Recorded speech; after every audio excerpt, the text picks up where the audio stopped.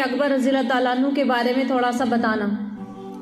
خلفائے راشدین میں سے جو 4 خلیفہ گزرے ان میں ان کا پہلا نمبر ہے سیدنا حضرت ابو بکر صدیق کے لقب کو صدیق بیان کیا گیا ہے کہ صدیق اکبر رضی اللہ تعالیٰ عنہ کا جو صدیق لقب پڑا وہ کس وجہ سے پڑا، تو اس کے بارے میں آتا ہے کہ جب نبی کریم صلی اللہ علیہ وسلم معراج سے واپس لوٹے اور قریش مکہ کو اپنی معراج کے بارے میں بتایا تو انہوں نے آپ صلی اللہ علیہ وسلم کی تکذیب کی، مکہ والوں نے آپ کو جھٹلایا۔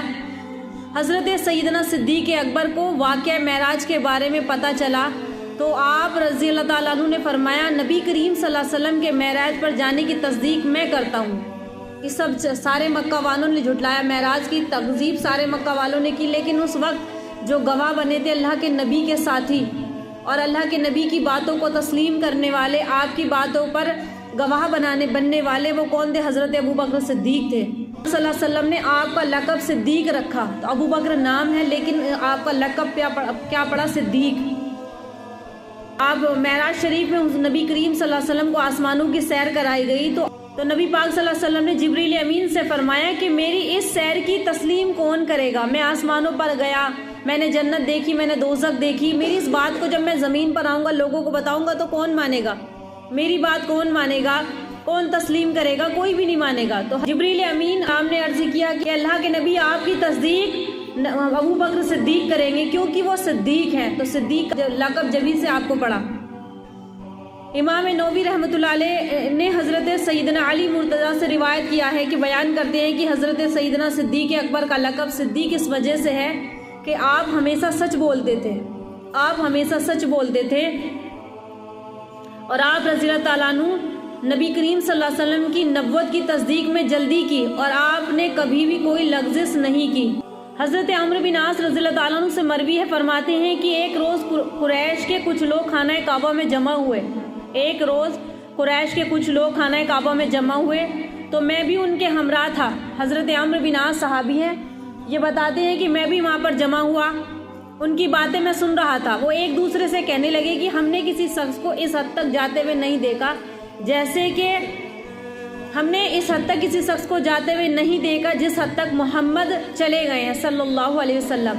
مکہ کے لوگ آپس میں باتیں کر رہے ہیں کہ یہ حد سے بڑھ گئے ہیں، کفار مکہ آپس میں کہتے ہیں کہ نبی پاک صلی اللہ علیہ وسلم کو کہتے ہیں کہ حد سے آگے بڑھ گئے، ہم نے آج تک کسی کو دیکھا ہی نہیں، یہ اپنی بات ہی کہتے رہتے، اپنی بات منواتے ہیں۔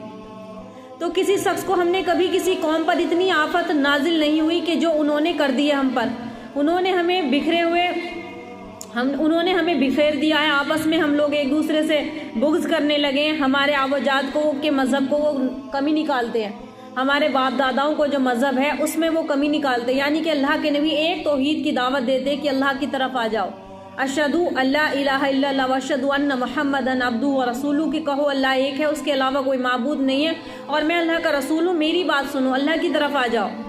تو یہ باتیں کفار مکہ کو اچھی نہیں لگتی تھی، وہ کہتے تھے کہ ہمارے آبا و اجداد کو یہ تکذیب کرتے ہیں اور ہمارے اندر ہمارے بتوں کو کمی نکالتے ہیں، تو وہ ہمیں بیوقوف جانتے ہیں۔ عمرو بن عاص رضی اللہ تعالیٰ عنہ فرماتے ہیں کہ اس دوران حضور پاک صلی اللہ علیہ وسلم تشریف لائے، یہ باتیں ہو رہی تھیں، اسی درمیان میں اللہ کے نبی تشریف لائے خانہ کعبہ میں اور خانہ کعبہ کا طواف شروع کر دیا۔ جب آپ مشرکین کے پاس گزرے تو انہوں نے آپ پر آوازیں لگانی شروع کر دی، طرح طرح کی طعنہ زنی کرنی شروع کر دی، تو آپ صلی اللہ علیہ وسلم نے فرمایا میں تمہارے پاس دین حق لے کر آیا ہوں، تم مجھے کیوں تکذیب کرتے ہو؟ میں تو تمہارے پاس دین حق لے کر آیا ہوں۔ اور آپ ان کی بات سن کر ان لوگوں کے سامنے سر جھکا لیا۔ حضرت عمرو بن عاص فرماتے ہیں کہ نبی کریم صلی اللہ علیہ وسلم پھر چلے گئے، مشرکین بھی بکھر گئے، ادھر ادھر ہو گئے۔ اگلے روز پھر وہی اکٹھے بیٹھے تھے، اگلے روز خانہ کعبہ میں پھر وہی اکٹھے، پھر وہی چرچا، پھر روزانہ کی وہی بات، ایک دوسرے پر طعنہ زنی کر رہے تھے۔ محمد نبی پاک صلی اللہ علیہ وسلم پھر وہاں تشریف لائے، مشرکین کو پھر غصہ آیا تو سارے کے سارے مشرکین آپ پر حملہ کرنے کے لیے آپ پر جھپٹے۔ آپ صلی اللہ علیہ وسلم نے فرمایا میں درست کہتا ہوں، میں صحیح کہتا ہوں، اور پھر ان میں سے ایک آدمی آگے بڑھا اور آپ کی چادر کو اس نے کھینچ لیا۔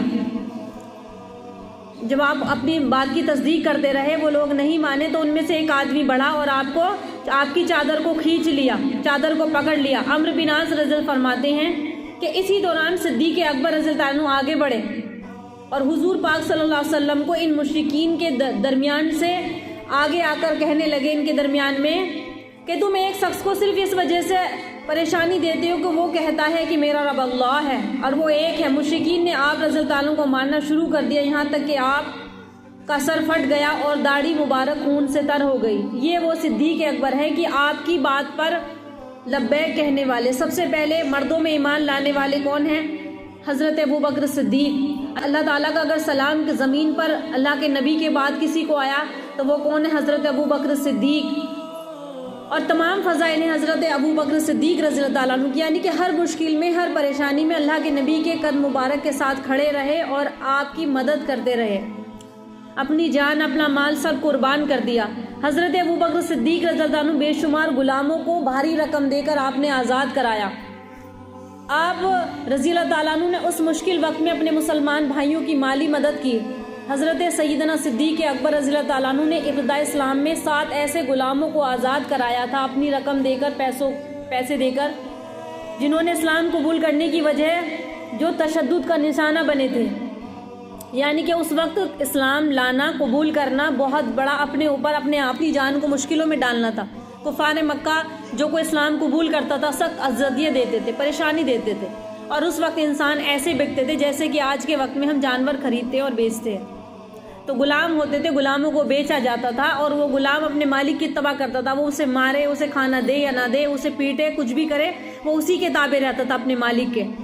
تو ابتدائی اسلام میں 7 ایسے غلاموں کو آزاد کرایا تھا جن پر کفار مشرکین نے بہت سخت ایذائیں دی تھی، تو ان کو بھاری معاوضہ دے کر حضرت صدیق اکبر نے خرید لیا اور آزاد کر دیا۔ ان غلاموں میں حضرت سیدنا بلال رضی اللہ تعالیٰ عنہ تھے، حضرت عامر بن فہرہ تھے، یہ بڑے بڑے صحابی تھے۔ حضرت سیدنا صدیق اکبر کی شان میں اللہ جل شانہ نے سورہ بقرہ کی آیت نازل فرمائی کہ جو لوگ اللہ کی راہ میں اپنا مال خرچ کرتے ہیں، وہ مال خرچ کرنے میں کبھی پوشیدگی میں رہتے ہیں، کبھی ظاہر خرچ کرتے ہیں، کبھی پوشیدگی سے خرچ کرتے ہیں۔ بس ایسے نیک بندوں کے لیے ان کے اللہ کی طرف سے ان کے لیے بہت بڑا اجر اور ثواب ہے۔ نبی پاک صلی اللہ علیہ وسلم نے صدیق اکبر رضی اللہ عنہ کے بارے میں فرمایا تھا کہ مجھے جس قدر نفع صدیق اکبر کے مال سے پہنچا ہے اتنا نفع مجھے کسی کے مال سے نہیں پہنچا۔ سیدنا صدیق اکبر رضی اللہ تعالیٰ عنہ نے جب حضور پاک صلی اللہ علیہ وسلم کا یہ فرمان سنا تو آپ رضی اللہ تعالیٰ رونے لگے اور عرض کیا، یا رسول اللہ، میری ذات، میرا مال، میرا متاع سب کچھ آپ کے لیے قربان ہے، میری جان، میرا مال سب کچھ آپ کے لیے قربان ہے۔ واقع معراج کی تصدیق کرنے والے کون تھے؟ سب سے پہلے صحابی کون تھے؟ حضرت ابو بکر صدیق۔ سیدنا عبداللہ بن عباس رضی اللہ تعالیٰ عنہ سے مروی ہے کہ نبی کریم صلی اللہ علیہ وسلم جب معراج سے واپس لوٹے تو قریش کو معراج کے متعلق بتانا چاہا کہ میں جنت دوزخ دیکھ کر آیا ہوں۔ جو مکہ کے کافر تھے انہوں نے آپ کو جھٹلایا۔ پھر ابو جہل آیا اور اس نے چیخ چیخ کر پکار کر کہنا شروع کر دیا، اے مکہ کے لوگوں ادھر آؤ، دیکھو محمد کہتے ہیں کہ انہوں نے آسمانوں کی سیر کی ہے۔ ابو جہل نے سب سے پہلے جھٹلایا تھا۔ توجہ دو بات پر، توجہ نہیں دیں گے نا سمجھ میں نہیں آئے گی۔ یہ ان ہستیوں کا ذکر چل رہا ہے جن کو اللہ تعالیٰ نے اپنے نبی کے بعد سلام بھیجا۔ کیسی ہستی تھے؟ انسان تھے ہماری تمہاری طرح، اور ان کے مقام اتنے اعلیٰ کیوں کہ ان کی زندگی بڑی زہد اور تقوی کے ساتھ گزری۔ آگے بھی بتاؤں گی کیسے زندگی گزاری۔ ہمیں اپنے بچوں کو، اپنے بیٹوں کو یہ ان کے واقعات بتانے چاہیے، تبھی ان کے اندر، بچوں کے اندر دین کی عظمت پیدا ہوگی۔ وہ مقام جب ہم سمجھائیں گے تبھی تو ان کی سمجھ میں آئے گا۔ ہر وقت اسکول کی کتابیں، ہر وقت ٹیوشن، ہر وقت ٹیوشن اسکول، اور اس کے بعد بچا کچا وقت موبائل پر خرچ کرنا اور بچا کچا وقت سونے اور کھانے پینے موج مستی میں گزارنا، یہ کوئی اسلام نہیں، یہ کوئی زندگی نہیں۔ اپنے آپ کو ہم مسلمان سمجھتے رہیں۔